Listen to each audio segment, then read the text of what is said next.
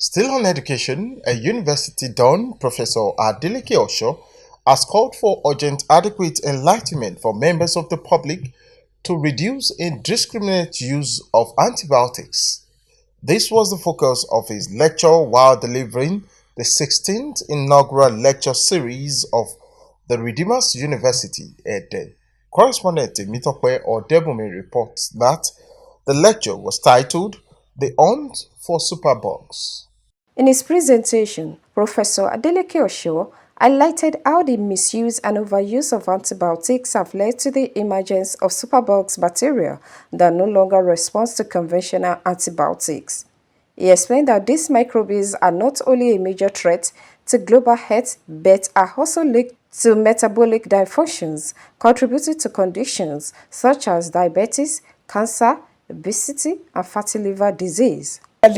Scientists were not looking at this outside. They look at when you just somebody say you have diabetes is genetical, but they wouldn't know that something triggers this, because when you have metabolic dysfunction, it is then you have symptoms of some of these diseases manifesting.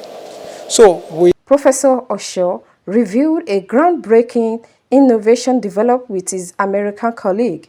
People start taking it. By the time we perfect the clinical aspect of it, people can now start eating something. You know, when you have diabetes, people will tell you don't eat this, don't eat that, don't eat all manners of things. But now with this cookie, by the time you are eating the cookie, you can drink something like a tea with it, so that it doesn't be that you suddenly get thirsty. So you have the tea. You are still taking the content of the compound that we so put together, we call nutraceutical. So by doing this, we feel by the time people are taking it, it's going to ease their body, it's going to cure them, and it will have a very positive effect on them. Addressing the challenges, an inaugural lecturer called on healthcare stakeholders to intensify efforts in orientating the public on how to combat indiscriminate use of antibiotics. Call for action is that we should guide the way we use antibiotics in the healthcare system.